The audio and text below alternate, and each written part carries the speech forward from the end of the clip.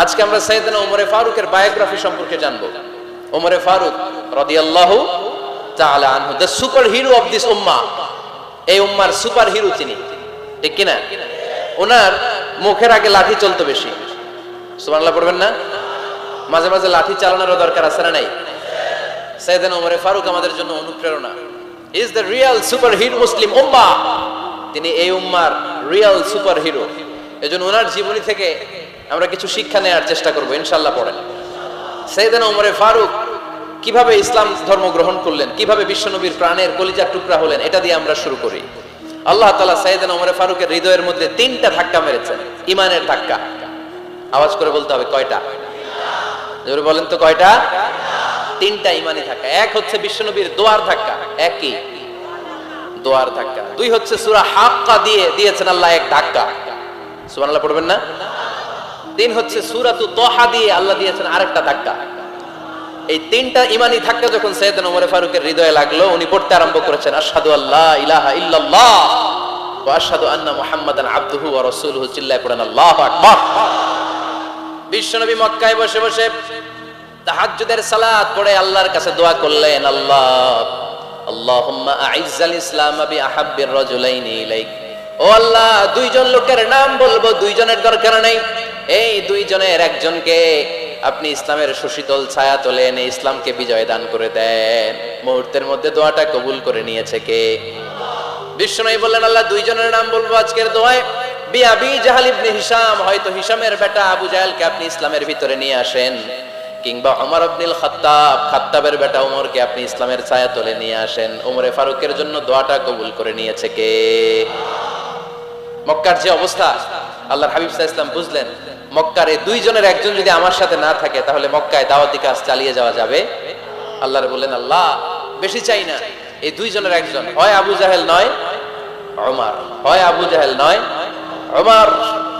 বিশ্বনবী যখন দোয়া করলেন, এই দোয়ার একটা ঈমানি ধাক্কা, নুরানি ধাক্কা সাইয়েদনা ওমর ফারুকের হৃদয়কে স্পর্শ করে ফেলল। দোয়া ইজ লাইক এ মিসাইল। এই যে আমরা দোয়া করি, এটা মিসাইলের মতো। যুদ্ধে মিসাইল হামলা করে না? মিসাইল হামলা করার পরে এই মিসাইল লক্ষ্য বস্তুতে যে ভেদ করে, ঠিক কিনা? তেমনি দোয়ার মতো যদি আপনি দোয়া করতে পারেন, আপনি যেই জন্য দোয়া করেছেন ঠিক ওই জায়গায় যে আপনার দোয়া স্পর্শ করে। সুবহানাল্লাহ পড়বেন না? বিশ্বনবীর দোয়ার মাধ্যমে প্রথমে সাইয়েদনা ওমর ফারুকের হৃদয়ে এক ধাক্কা লাগলো। 2 নম্বরে রব্বুল আলামিন সূরাতুল হাক্কা দিয়ে ওমর ফারুকের হৃদয়ের মধ্যে দিলেন এক ধাক্কা। পড়েন আল্লাহু আকবার। কোরআনের ভেতরে সূরাতুল হাক্কা নামে একটা সূরা আছে না নাই? আল হাক্কাতু মাল হাক্কা ওয়া মা আদরাকা মাল হাক্কা। পড়েন আল্লাহু আকবার। বিশ্বনবী যখন দোয়া করলেন, ওই দোয়া যখন সাইয়েদনা ওমর ফারুকের হৃদয়ে স্পর্শ করলো, সাইয়েদনা ওমর ফারুক সব সময় বিশ্বনবীরে ফলো করতে আরম্ভ করলেন। বিশ্বনবী ডানে গেলে লুকিয়ে লুকিয়ে ওমর ফারুক ডানে যায়, বিশ্বনবী বায়ে গেলে লুকিয়ে লুকিয়ে ওমর ফারুক বায়ে যায়। বিশ্বনবী একবার মসজিদুল হারামে যে নামাজ পড়তে শুরু করলেন, ওমর ফারুক তখন বিশ্বনবীর পিছু পিছু ছদ্মবেশে পেছন থেকে যে বিশ্বনবী কিভাবে নামাজ পড়ে দেখতে শুরু করলেন। বিশ্বনবী ইন দা মিন টাইম এশার নামাজে আল হাক্কাতু মাল হাক্কা তেলাওয়াত শুরু করে দিলেন। আল হাক্কাতু মাল হাক্কা তেলাওয়াত শুরু করে দিলেন। তেলাওয়াত করতে করতে বিশ্বনবী যখন তেলাওয়াত করতেছে, ওমর ফারুক এরকম দুলতেছে আর মজা পাচ্ছে। ও মিয়া, বিশ্বনবীর কণ্ঠ বুঝি আমার মতো কণ্ঠ, আপনার মতো কণ্ঠ, আহমদ বিন ইউসুফের কণ্ঠ, আব্দুল বাসিতের কণ্ঠ না? বিশ্বনবীর গলায় যে কি সুরের ঝংকার আল্লাহ দিয়েছেন, কি সুরের লহরী আল্লাহ দিয়েছেন, একবার যে শুনতো পাগল হয়ে যেত। আল্লাহু আকবার। বিশ্বনবী সূরা হাক্কা মন্ত্রমুগ্ধ তেলাওয়াতে, মন্ত্রমুগ্ধ সুর দিয়ে, মন্ত্রমুগ্ধ কণ্ঠ দিয়ে তেলাওয়াত করতে লাগলেন। এশার সালাতে ওমর ফারুক তুলতে লাগলেন। ওমর ফারুক যত শুনে অবাক হয়ে যায়, যত শুনে অবাক হয়ে যায়, যতই শুনে অবাক। কিরে? কারণ তিনি আরবি ভাষা বুঝতেন। এত সুন্দর শব্দের গাঁথনি, এত প্রাঞ্জল বর্ণনা, এত সুন্দর অন্তমিল, এটা কবিতা না হয়ে পারে। উনি মনে মনে ভাবলেন, এটা মনে হয় কবিতা। It might be poem, it could be poem. Muhammad মনে হয় কবি হয়ে গেছে, তার কাব্য প্রতিভা দিয়ে সে এটা বানিয়েছে। তা না হলে এত সুন্দর কথা, এটা কবিতা না হয়ে পারে। ইন দ্য মিন টাইম বিশ্বনবী কিন্তু দেখতেছে না যে পেছনে ওমর। বিশ্বনবী তেলাওয়াত করছিলেন, ইন দ্য মিন টাইম বিষ্ণু পড়ছিলেন ওমা হুয়া বিকাউলি শাইরিন কলিলাম মা তুমিনুন। এই আয়াতের অর্থ হলো এটা কোনো কবির কথা নয়, খুব অল্প সংখ্যক লোকই তোমরা ঈমান আনো। সুবহানাল্লাহ পড়েন। এটাকে বলে কোইন্সিডেন্ট। কোইন্সিডেন্ট হুট করে অনেক সময় মিলে যায়, যায় কি যায় না? আপনি একজনের কথা ভাবতেছেন বাজারে গেলেন, বাজারে যেই দেখেন ওই লোকটা দাঁড়ায় আছে, এরকম হয় কি হয় না? কোইন্সিডেন্ট। ওমরে ফারুক মনে মনে যেটা ভাবতেছে ওই কথা দিয়ে বিশ্বনবী তেলাওয়াত করতেছে, আল্লাহু আকবার। বিশ্বনবী যে আয়াত তেলাওয়াত করছিলেন, আয়াতের অর্থ হলো এটা কোনো কবির বানানো কবিতা না, খুব অল্প সংখ্যক লোকই তোমরা ঈমান আনো। ওমরে ফারুক আটকে উঠলেন, থমকে দাঁড়ালেন। ঘটনা কি? আমি মনে মনে ভাবলাম কি এত সুন্দর কথা, এটা তো মানুষের কথা হতে পারে না, এটা নিশ্চয়ই কবিতা, কবির কথা।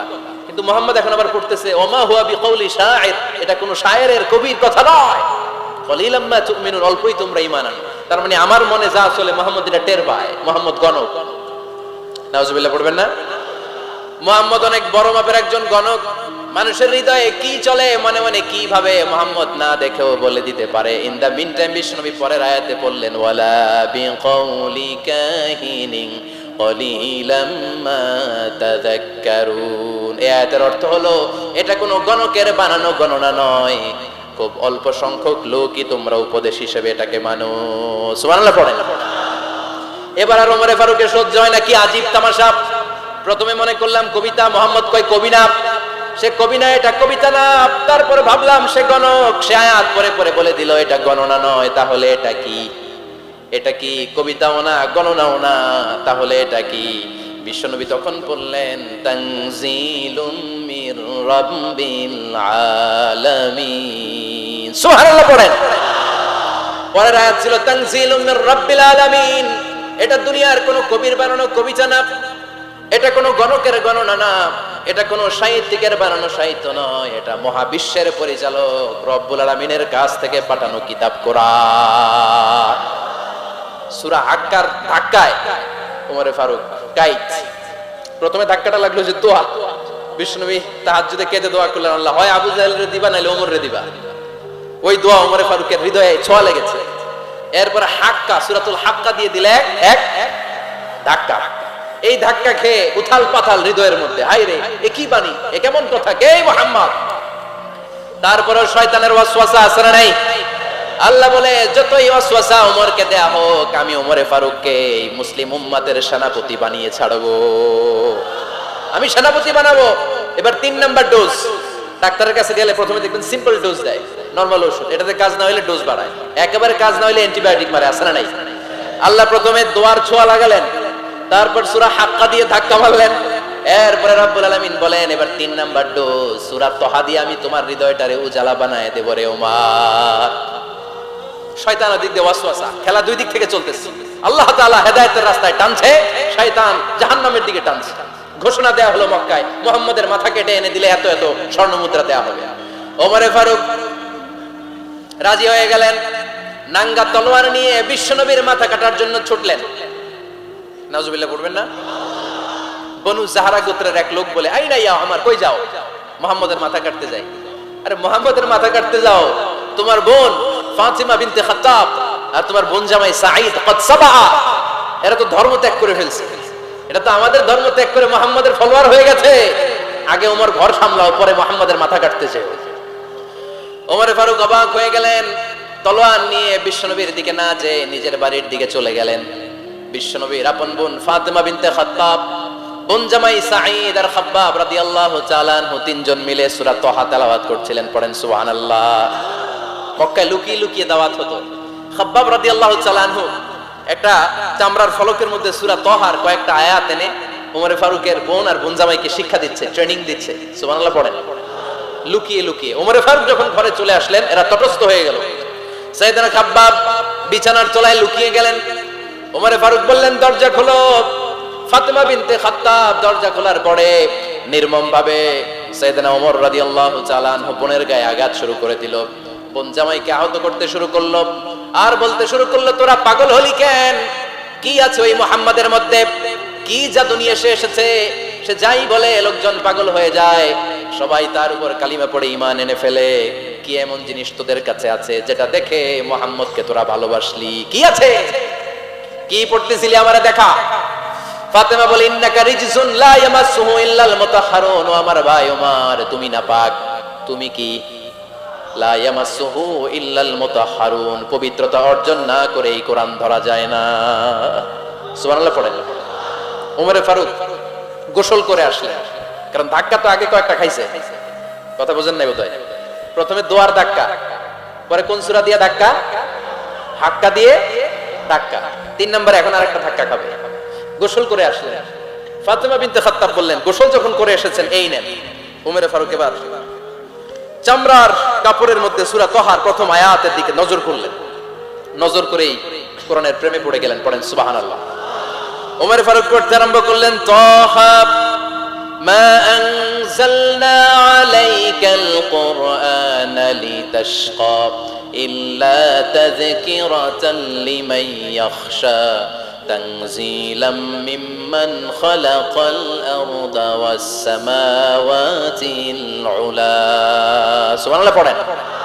উনি পড়তে আরম্ভ করলেন, তহা মা আনজালনা আলাইকাল কুরআনা লিতাশকা, এই কোরআনকে আমি তোমাদের হতভাগ্য জাতি হিসেবে দুনিয়ায় থাকার জন্য পাঠাই নাই। এটা রব্বুল আলামিনের পক্ষ থেকে এসেছে। যারা রবকে ভয় করে তাদের জন্য আছে উপদেশ। যিনি আকাশ বানিয়েছেন, জমিন বানিয়েছেন, ওই আল্লাহ তাআলা নিজেই এই কোরআন পাঠিয়েছেন। আওয়াজ করে পড়তে হবে আল্লাহু আকবার। উনি খুব ভালো আরবি জানতেন। সূরা তাহা পড়ার পরে আর ধৈর্য ধারণ করতে পারে না। ওমরে ফারুক ছোট্ট বাচ্চার মতো কান্না শুরু করে দিলেন। আল্লাহু আকবার। সূরা তাহাটা হাতে নিয়ে, তলোয়ারটা হাতে নিয়ে বিশ্বনবীর দিকে ছুটতে আরম্ভ করলেন। আইনা মুহাম্মদ, কোথায় মুহাম্মদ? তোমরা আমাকে মুহাম্মাদের কাছে নিয়ে চলো। বিশ্বনবী তখন সাফা পাহাড়ের পাদদেশে দারুল আরকাম ইবনে আলকামের ঘরে লুকিয়ে লুকিয়ে কোরআনের দাওয়াত দিতেন। ওমরে ফারুককে পাগলের মতো ছুটে আসতে দেখে বিশ্বনবীর চাচা হামজা ইবনে আব্দুল মুত্তালিব বলল, নবী আপনি পালান। ওই যে খাত্তাবের বেটা ওমর আপনাকে অপমান করার জন্য, আক্রমণ করার জন্য তেরে এসেছে। সাহাবীরা বললেন, নবী আপনি পালিয়ে যান, আমরা সামাল দেব। বিশ্বনবী বললেন, না আমি পালাবো না, বরং তোমরা সরে যাও। ওমর ইবনে আল খাত্তাবকে আমার দরবার পর্যন্ত আসতে দাও। আমার তো মনে হচ্ছে ওই যে তাহাজ্জুদের নামাজ শেষে চোখের পানি ছেড়ে যে আমি আল্লাহর কাছে দোয়া করেছি, আজকে আমার ওই দোয়াটা কবুল হতে শুরু করেছে। আমার তো মনে হচ্ছে আমার দোয়া কবুল হবে, আসতে দাও।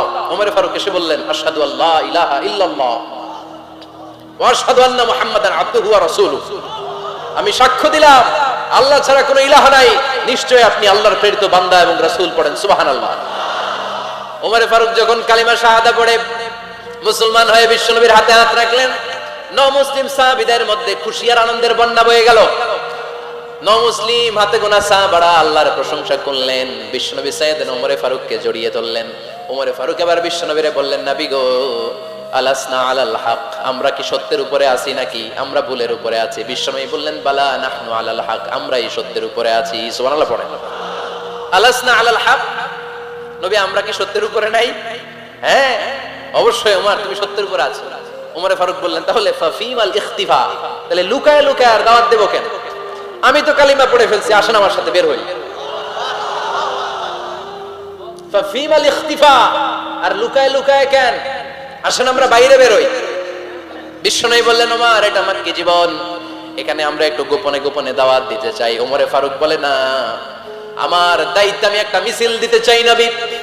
আল্লাহর নামের তাকবীর দিতে দিতে দারুল আরকাম থেকে শুরু করে মসজিদুল হারাম পর্যন্ত একটা মিছিল দিয়ে আমি মক্কা কাঁপাইয়া দেব। অনুমতি দেন। বিশ্বনবী দিতে চায় না।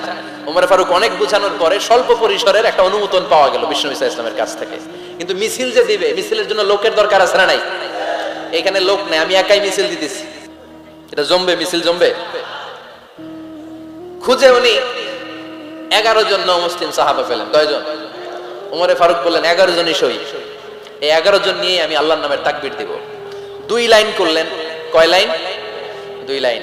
পেছনে 6 জন, আর এই লাইনের নেতা বানালেন বিশ্বনবীর চাচা হামজাকে রাদিয়াল্লাহু তাআলা আনহু। আর সামনে 5 জন, তার আগে দাঁড়ালেন উনি নিজেই। তাহলে 6 6 12। বললেন এই 2 লাইনে আমরা তাকবীর দিতে দিতে, বেশি না, এই দারুল আরকামের ঘর থেকে, আপনারা জানেন যে সাফা মারওয়া এখন যে সাই হয়, এই সাফার পাদদেশে ছিল দারুল আরকামের ঘর। উনি বলেন এখান থেকে ওই যে কাবার গিলাফ দেখা যায়, কাবার গিলাফ পর্যন্ত আমরা এই তাকবীর নিয়ে ওখানে যাব। সুবহানাল্লাহ পড়বেন না? ওখানে উনি দাঁড়িয়ে ছোট্ট একটা ভাষণ দিয়েছিলেন। উনি বলেছিলেন, মান আরাদা আন তাসকুলা উম্মু ওয়া ইয়াতামা ওয়ালাদু ওয়া তারমিলা যাওজাতুহু ফালিয়াসুদ্দানি। খেয়াল করে শুনেন, কান দুইটা খরগোশের কানের মতো খাড়া করেন। উনি এক বাক্যের একটা ভাষণ দিলেন। ভাষণ দিতে জানলে বড় ভাষণ দেয়া লাগে না, এক বাক্যের ভাষণ দিয়ে গোটা বিশ্বকে ঝাঁকুনি মারা যায়। চিল্লায় বলো ঠিক কিনা? ওমর ফারুক এক বাক্যের একটা ছোট্ট ভাষণ দিলেন, মান আরাদা আন তাসকুলা উম্মু। কে আছো মায়ের এই মক্কায়, কে আছো মায়ের বুক খালি করতে চাও? ইয়াতামা ওয়ালাদু, কে আছো বাচ্চাগুলারে নিজের সন্তানগুলোরে ইয়াতিম বানাতে চাও? কে আছো তারমিলা যাওজাতুহু, নিজের স্ত্রীকে বিধবা বানাতে চাও? ফালিয়াসুদ্দানি, বুকের পাটা থাকলে আমি ওমর রে থামাও।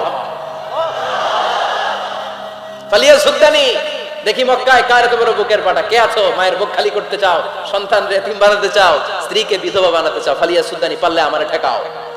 এই বলে উনি আল্লাহু আকবার, আল্লাহু আকবার, আল্লাহু আকবার বলে স্লোগান শুরু করে দিলেন। এক এক স্লোগানে মক্কার মরুজমিন থারথার করে কাঁপতে আরম্ভ করলো। এই মিছিল মক্কার কেউ দেয় না। মিছিলের আওয়াজ শুনে আবু জাহেল বাইরিস, উতবা বাইরিস, শাইবা, ওয়ালিদ ইবনে মুগিরা সব বের হইছে। কি রে, আমার এলাকায় এত বড় স্লোগান, কার এত সাহস? বের হয়ে দেখে মিছিলের সামনে ওমর। ওমর রে দেখে দিছে এক দৌড়, কারণ ওমরে ফারুককে থামানোর মতো বাপের বেটা মক্কায় দ্বিতীয়টা কেউ ছিল না। আওয়াজ করে বলেন ঠিক কিনা?